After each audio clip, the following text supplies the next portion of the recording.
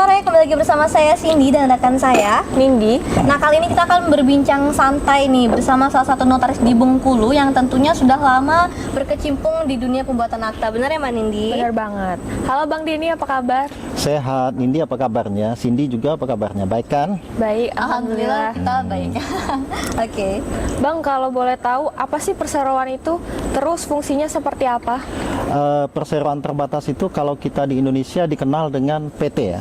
PT itu kumpulan 2 orang atau lebih melakukan perjanjian secara bersama-sama untuk melakukan kegiatan usaha di bidang yang disesuaikan dengan keinginan mereka, yang mana mereka itu mempunyai modal dasar yang akan disetor untuk melakukan kegiatan usaha tersebut gitu. Oke, terus Bang, ini apakah ada standar modal untuk membangun usaha tersebut?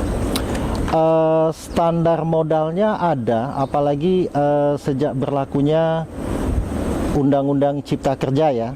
Nah ini Abang jelaskan dulu, PT itu bentuknya ada 2. PT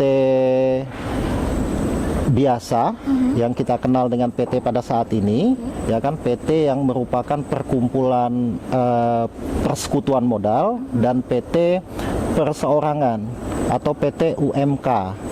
Nah, bentuk dan fungsinya ini beda. Tadi sudah ditanyakan Nindi, itu fungsinya apa PT, ya kan? Nah, kalau secara undang-undang PT, fungsi PT itu untuk menciptakan kegiatan ekonomi di masyarakat, sehingga masyarakat itu memiliki badan hukum yang bisa melakukan berbagai hal kegiatan usaha, ya kan, di Indonesia gitu.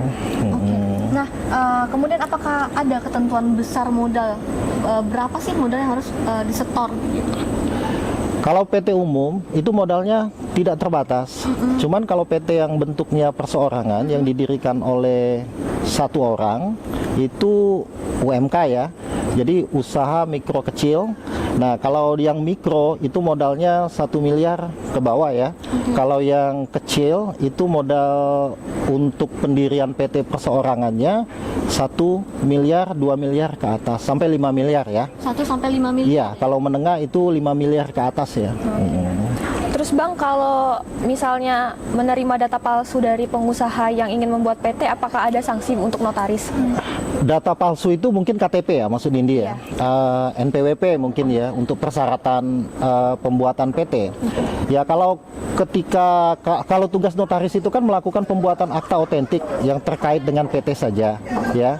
Nah, kita ini notaris memverifikasi data KTP itu sudah benar atau belum, data NPWP itu sudah benar atau belum. Nah, kalau tidak benar, nanti kan ada sistem yang bisa connect ke Dukcapil ya. Itu ada programnya di kita itu yang bisa melihat KTP orang ini asli atau tidak. Kalaupun lolos juga di notaris, ya kan, KTP orang ini palsu, terindikasi palsu, maka pertanggungjawabannya kita kembali ke orang itu ya. Kalau kita notarisnya sudah teliti ya, kita dilindungi secara undang-undang jabatan notaris. Pernah mengalami hal buruk tersebut nggak Bang selama jadi notaris? Sering ya, KTP orang itu tidak terdaftar di Dukcapil, tidak terdaftar. Kalau kita katakan palsu, itu pihak yang berwajib yang harus membuktikannya ya. Nah, kalau KTP yang tidak terdaftar di Dukcapil ini, ya kita pending dulu untuk pembuatan akta PT-nya. Oke, karena dia sudah langsung nyaut ya? Iya. Oke. Bang, kemudian misalkan nih ada sebuah perusahaan atau PT lah dikatakan, dia ingin membuat PT baru. Namun sebelumnya orang pengusaha yang membuat PT ini sudah pernah di blacklist. Nah, itu gimana cara kita mengantisipasi hal itu tidak terjadi seperti itu? Biasanya seseorang di blacklist dari PT itu, mereka sebelumnya sudah pernah di PT lain, kemudian melakukan kegiatan usaha, yang kegiatan usaha tersebut mereka gagal untuk melaksanakannya ya. Misalnya kegiatan konstruksi. Nah, dalam kegiatan konstruksi itu banyak loh oknum-oknum kontraktor ya yang di blacklist.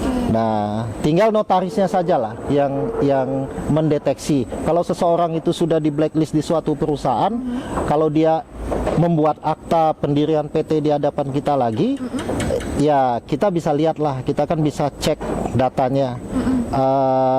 Mereka ini di blacklist atau tidak. Kalau di blacklist, kalau menurut saya tidak usah dibuatkanlah akta pendirian PT-nya. Walaupun itu struktur dan nama pembangun perusahaan ini berbeda seperti itu.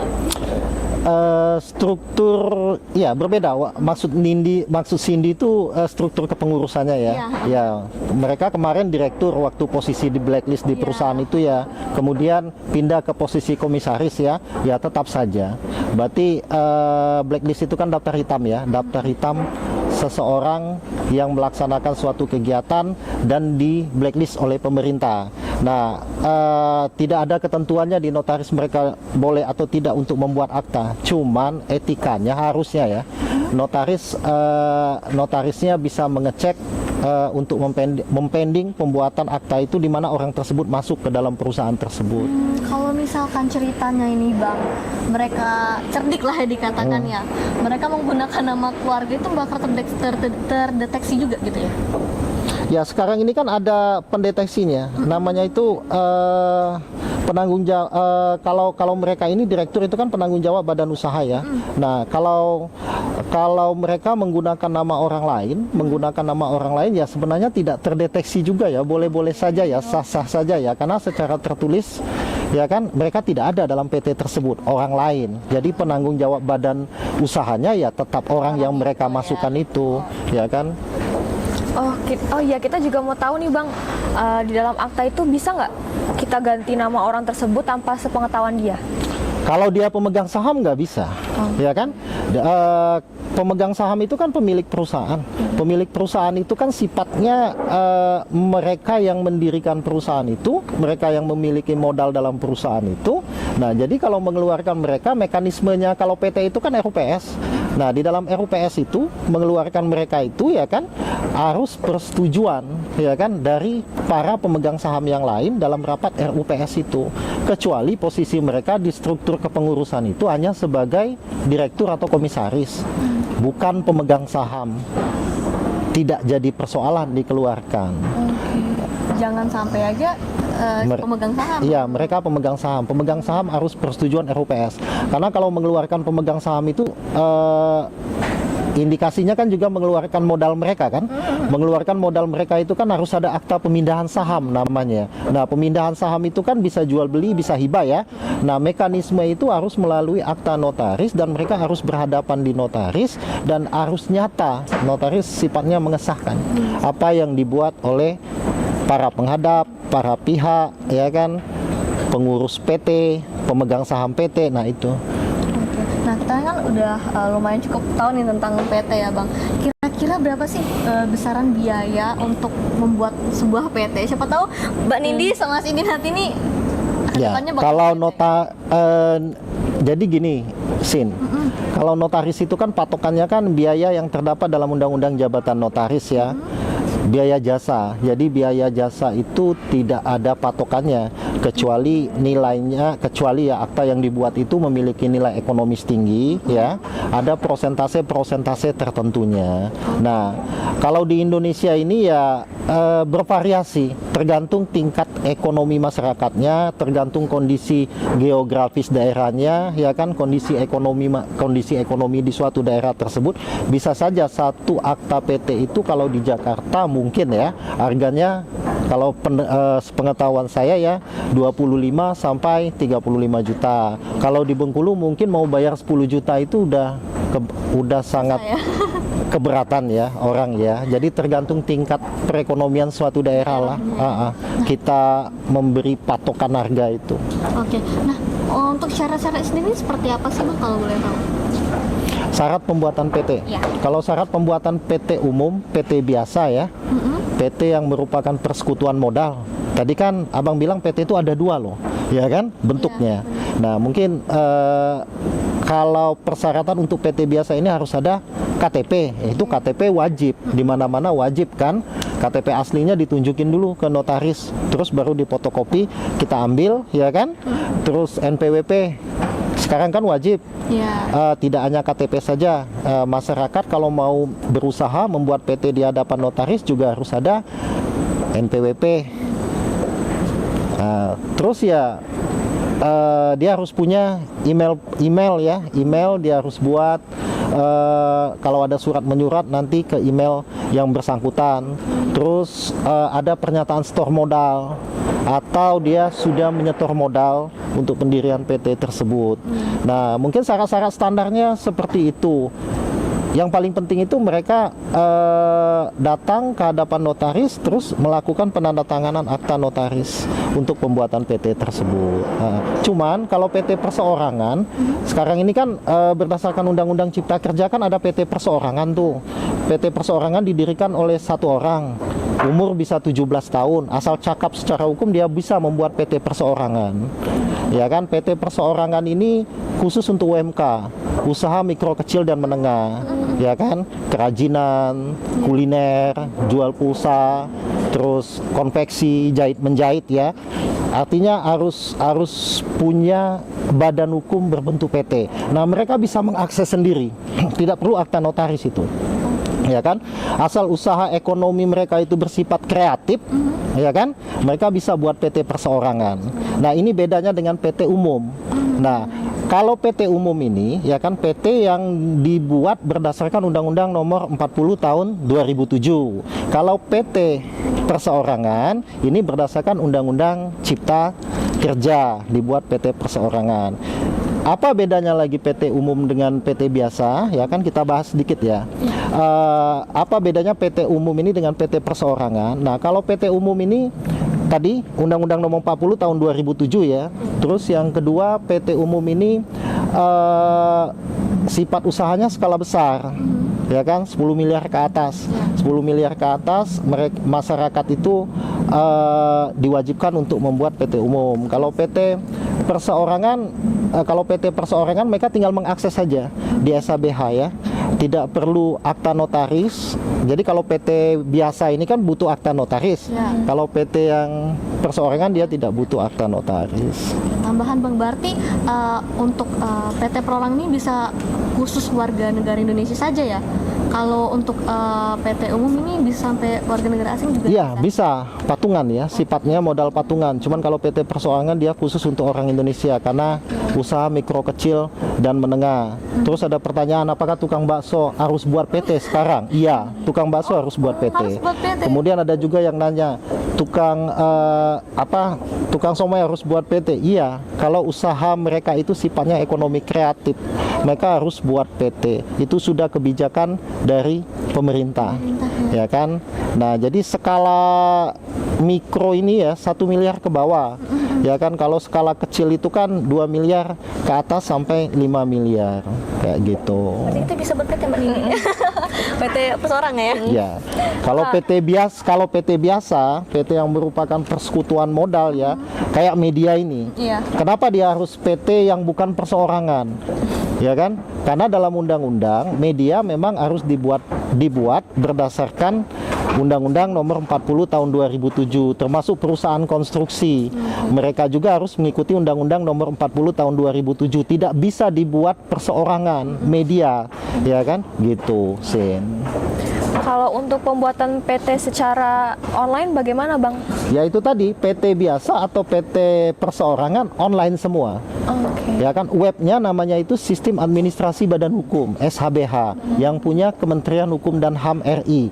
Nah, di sana kalau PT biasa yang berdasarkan Undang-Undang Nomor 40 Tahun 2007 tadi diaksesnya lewat notaris, harus ada akta dulu. Nah, kalau PT perseorangan dia bisa mengakses sendiri. Orang yang punya PT itu langsung ke SHBH, ke Sistem Administrasi Badan Hukum tadi. Nanti kalau PT biasa notaris mengeluarkan SK namanya, surat keputusan. Nah, kalau PT perseorangan ya kan yang dikeluarkan hanya surat pernyataan pendaftaran PT perseorangan. Itu sama-sama PT cuman beda bentuknya. Sama-sama PT cuman beda bentuknya. Oke. Kalau tadi udah bahas biaya pembuatan PT, untungnya PT bagi pemerintah itu apa sih, Bang? Ya, untuk menggerakkan ekonomi nasional, untungnya PT itu. Kalau nggak ada PT, ekonomi nasional tidak bergerak. Gimana mau melaksanakan pekerjaan konstruksi kalau tidak ada PT-nya? Gimana mau menyiarkan pemberitaan-pemberitaan publik kalau tidak ada PT Media? Ya enggak? Gimana mau melaksanakan pertambangan batu bara, emas, misalnya besi kalau tidak ada PT yang mengerjakannya? Jadi PT itu menggerakkan ekonomi nasional. Berarti salah satu pilar utama ekonomi ya. Gitu. Menurut Abang sendiri untuk undang-undang PT sendiri, apakah itu sudah sesuai atau memang ada beberapa yang harus diubah? Kalau Undang-Undang Nomor 40 Tahun 2007 itu masih sesuai ya, masih kompeten untuk dilaksanakan kita pada saat ini, karena notaris juga pakai itu untuk pembuatan akta-akta notarisnya. Cuman penambahan pemerintah sekarang yang kaitannya dengan peraturan perundang-undangan PT cuman di PT perseorangan loh, ya kan? Nah di PT perseorangan itulah yang ada penambahan peraturan bahwa PT itu sekarang bentuknya ada 2 kayak gitu. Penambahannya di situ aja. Bang, kalau CV dan firma saat ini apakah masih berlaku? CP itu CP itu dia bukan badan hukum, cuman badan usaha. Tapi berdasarkan kebiasaan di Indonesia, orang lebih senang mendirikan CP ketimbang mendirikan PT. Karena kenapa? Simpel, praktis. Itu tidak ada pembagian modal di sana, tidak harus setor modal di sana, ya kan? Kalau PT kan dia harus setor modal. Masing-masing kalau mau masuk ke PT biasa itu, misalnya mengerjakan konstruksi, si A harus nyetor modal sekian, si B harus nyetor modal sekian. Kalau CP enggak, ya kan? Pertanggungjawabannya, nah bedanya dengan PT, kalau pertanggungjawaban CP ini sifatnya kalau ada kerugian langsung ke pengurusnya. Direkturnya yang bertanggung jawab, wakil direkturnya yang bertanggung jawab, pesero komanditernya yang bertanggung jawab. Kalau PT, ketika terjadi sesuatu, kerugian tidak ditanggung langsung oleh pemegang sahamnya, ya kan? Hanya sebesar saham yang dimilikinya, pertanggungjawaban itu. Pertanyaan terakhir Bang, apa sih saran Abang bagi masyarakat yang ingin membuat PT? PT yang mana ini? PT biasa atau PT perseorangan? PT biasa maupun PT perseorangan. Kalau PT biasa ya, usahakan jangan masyarakat sekarang ini kan agak lebay nih. Untuk menghemat biaya, mereka buat PT itu melalui situs-situs web di internet.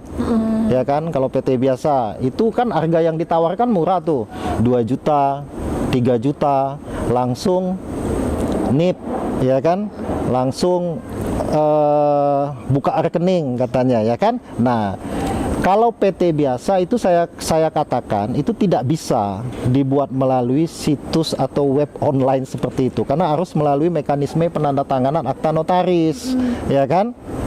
Gimana legalitasnya kalau aktanya sendiri tidak ditandatangani oleh para pemegang saham yang akan membuat PT tersebut? Jadi jangan terlalu percaya hal seperti itu, ya kan. Datanglah ke notaris untuk berkomunikasi, ya kan, legalitas pembuatan PT itu seperti apa. Nah, kalau PT perseorangan, kalau saran Abang, usahakan masyarakat itu melek teknologi ya. Nggak usah juga pakai calo buat PT-nya, langsung aja akses SHBH, ya kan, langsung aja akses SHBH, ya kan. Kalau mereka nggak paham, langsung saja, ya kan, ke Dinas Penanaman Modal satu pintu terpadu di Pemda Provinsi atau Pemda Kabupaten atau Kota. Langsung akses di sana untuk pembuatan PT perseorangan secara online, karena ada program dari provinsi, kabupaten atau kota, ya kan, untuk pengembangan UMK. Jadi kenapa UMK ini harus PT perseorangan? Biar sistem permodalan mereka kan lebih sehat, perbankan mau bantu.